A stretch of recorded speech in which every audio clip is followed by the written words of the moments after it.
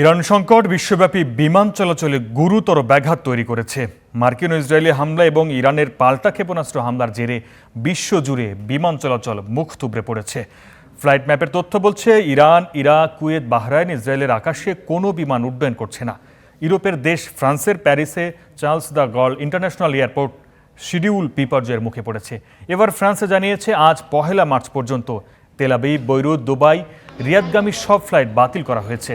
কারণ হিসেবে নিরাপত্তা ঝুঁকির কথা বলছে কর্তৃপক্ষ। দুবাই, দোহা সহ মধ্যপ্রাচ্যের প্রধান বিমানবন্দরগুলো বন্ধ করে দেওয়ার হয়েছে।